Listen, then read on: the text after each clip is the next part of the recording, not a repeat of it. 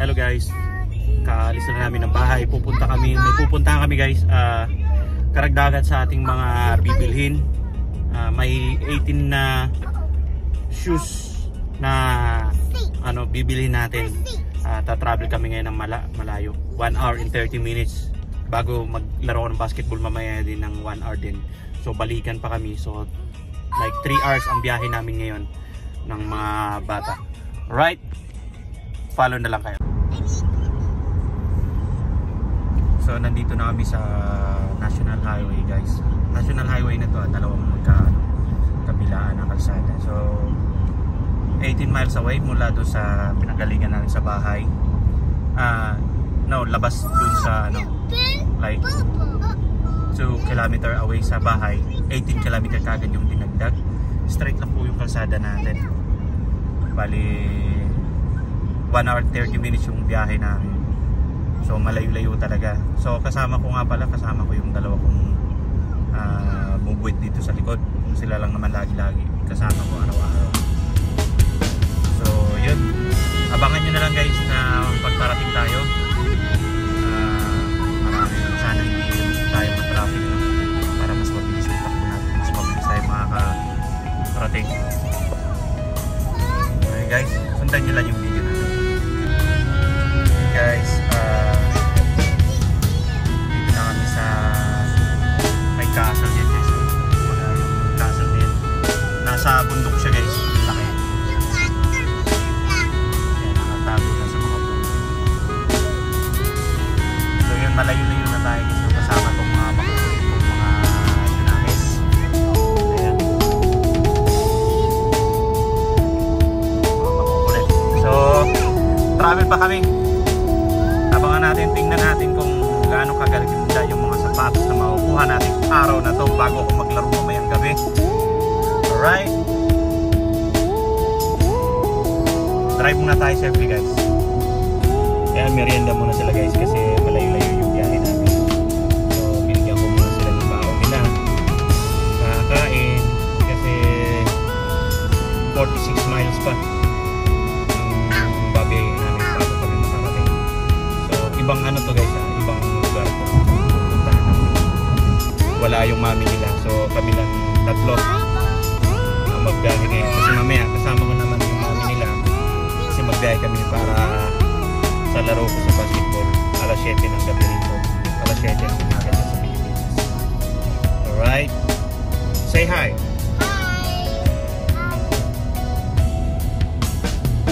Keep left at the fork. Hey guys, Hagerstown. Ayan, papasok tayo dito. Continue on I-70 West for 21 miles. So 21 miles pa guys yung ating pupunuin kasi tapos natin malayo-layo itong biyahe namin guys. Promise, mas malayo to sa pinaglalaro ko ng basketball. So yun, may mga ano na rito kasi mas marami yung mga factory dito siguro. Pero first time kong pumasok dito sa lugar na to, maling-layo na to sa amin kung tutuusin. Ito yung pinakamalayo siguro kong biyahe na kasama ko lang itong dalawa kasi minsan pag nabiyahe kami na malayo kompleto kami 4. So ngayon tatlo lang kami kasi kasama for si Mrs. Dahil sa adikain kong tumulong guys o makatulong, babiniin ko to guys, promise, para makita ko kung ano yung mga mabili ko ngayong araw na to. Tsaka ipakita ko rin sa inyo. Abangan nyo guys yung mga ipapakita kong mabili natin sa travel natin na to. And follow my videos. So bundok na talaga itong puntahan namin guys. Nandito na kami sa Hagerstown area pero malayo pa dun yung bahay na pupunta namin. Bali 21 miles pa yung kanina, 29 miles pa. So ayan, malayo pa nga ang center of Hagerstown. Yun ang pupuntahan kasi namin guys, bahay mismo nung nagbenta ng mga sapatos na kukuha na natin araw na to. So ang iingay na nasa likod ko kasi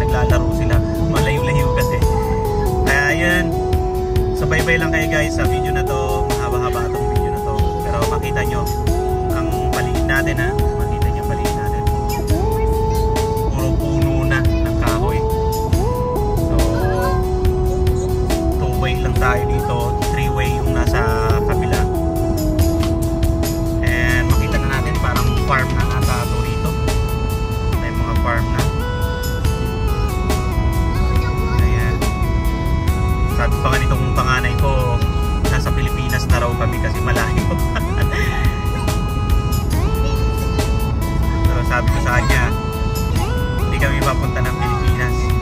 Kasi gusto niya na umuwi ng Pilipinas guys. Gusto niya na makapaglaro-laro sa Pilipinas. So ito lang muna yung aliwin natin guys na habang mangungulekta tayo, bibili tayo ng mga pang regalo natin sa mga followers natin. Masugin natin followers. So titignan natin yan. Magpaparamol tayo guys.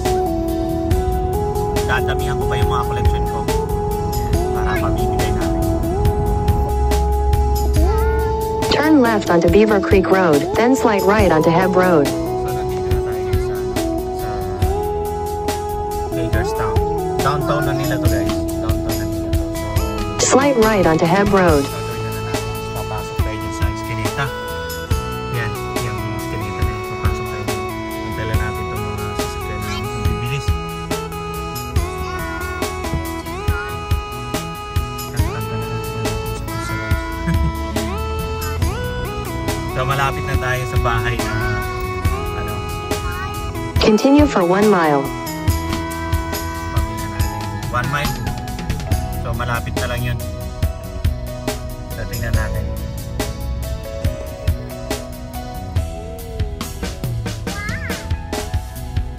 Parang ang kipot ng lugar nila. Oh, may farm sila dito. Ayan guys, oh, yung mga bahay dito. So may mga farm sila dito guys. Farm ng mani. Ayan. Farm. Tingnan yung mga bahay. Galing no, may mga mani farm sila dito.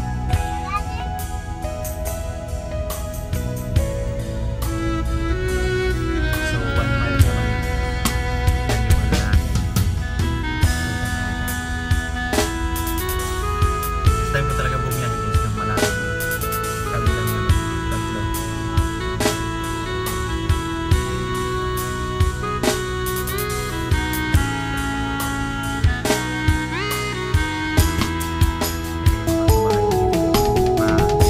Tabing kalsada lang siya.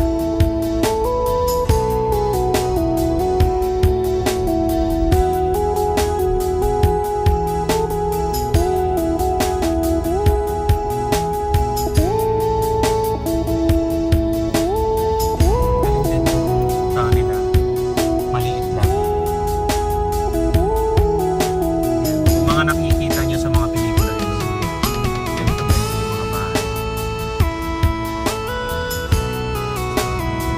In 1,000 feet, turn right onto US 40 alternate west, Northwest Side Avenue. Tapos itong signal.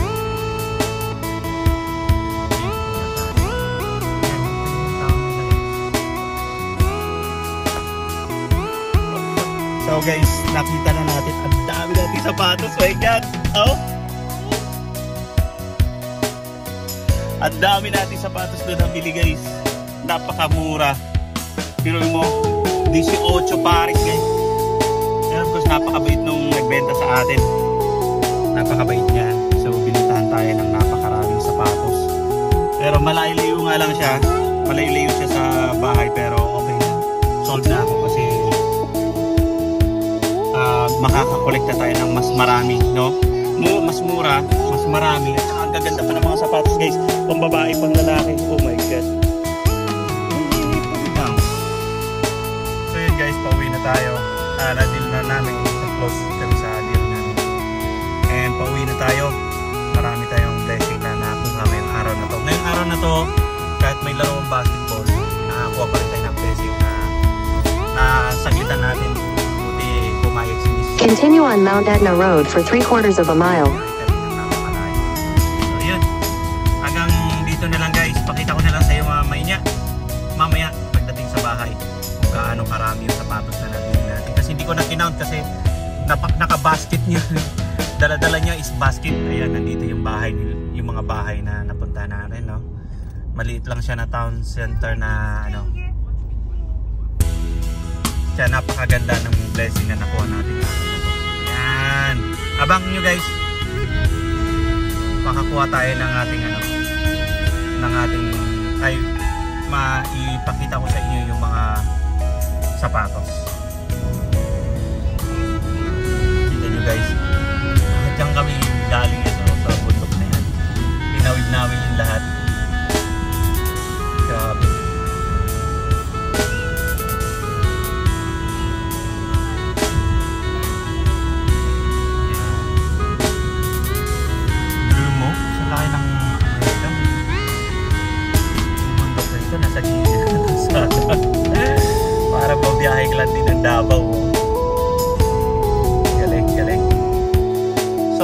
wakas guys, nakarating na rin kami sa bahay.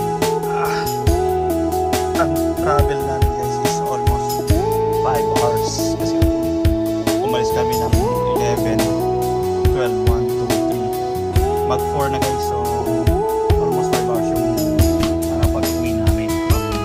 So ito na pala yung ating mga sapatos na nakuha natin guys, nakuha natin ng big deal and very good deal.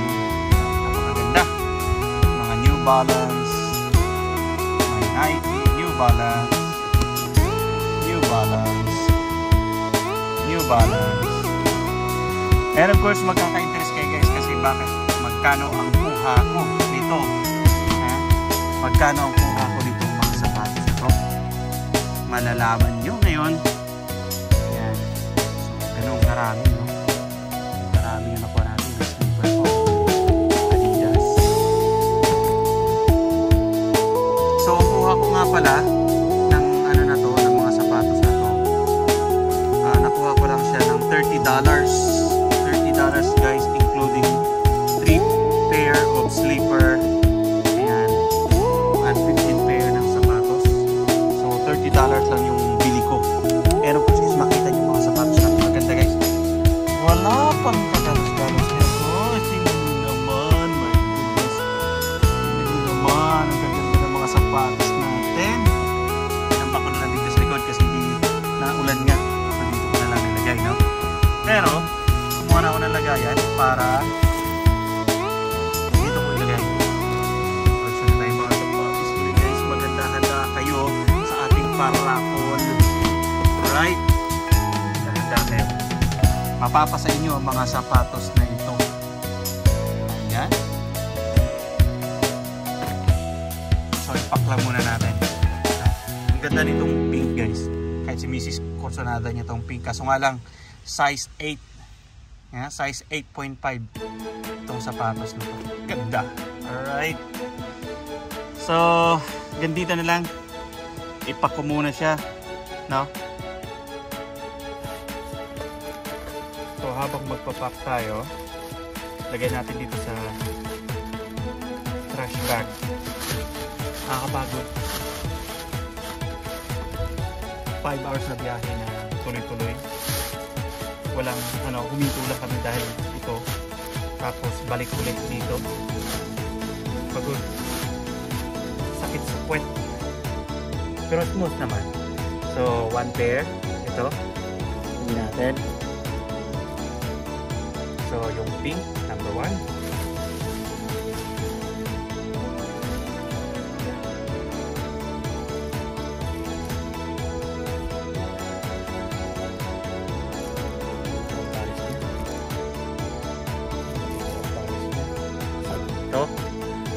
number 2.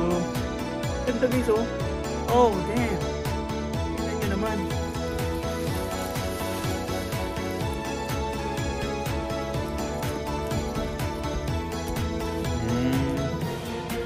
Number 3. Galing, oh. New Balance, guys. And Nike Fusion. 3 pair and 4 New Balance.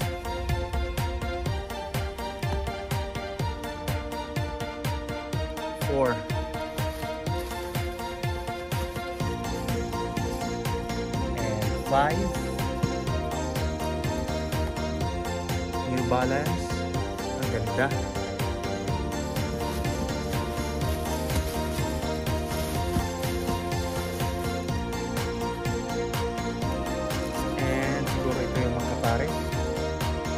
Yeah. 6 New Balance pa rin. Wow. You guys.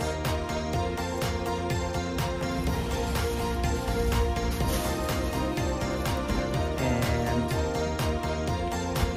ayan.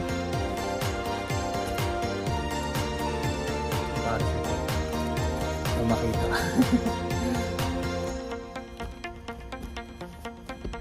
7.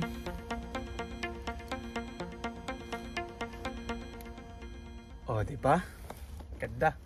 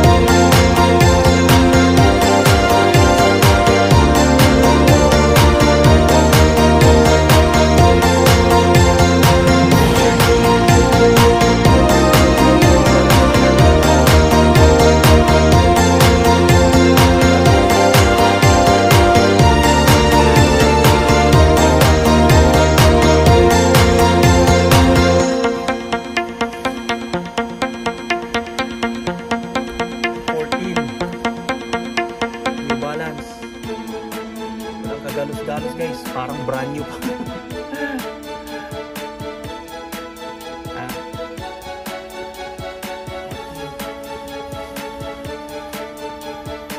And ito 15. Yan, 15. Hindi ko alam kung ano nito ha. Pero gaan niya guys. Then yung spike nakakaano. Galing. 15. Tapos chinelas, sandals, Nike siya, ganda, foam,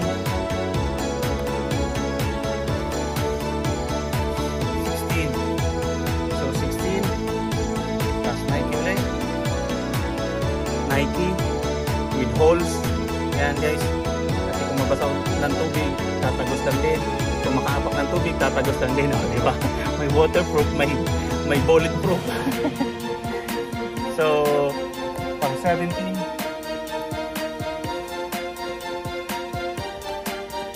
ano pa, pang 18, wow, Adidas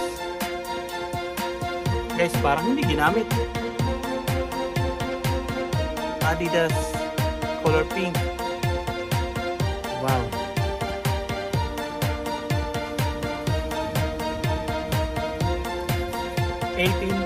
Pair na nakuha natin $30 lang. My God, napakaswerte natin ang araw na to, no? Kahit pagod ako, okay lang guys, para sa inyo. Kahit pagod ako, okay lang. So yun, after nito, ipasok ko sa bahay, maligo ako, tapos mag-prepare na ako kasi may laro ako around 7 ng gabi, no? Dito 7 AM dyan sa Pilipinas. And maraming salamat guys. God bless us and more pa tayong makabili ng ganyan. Salamat. Pray nyo lang guys. Thank you.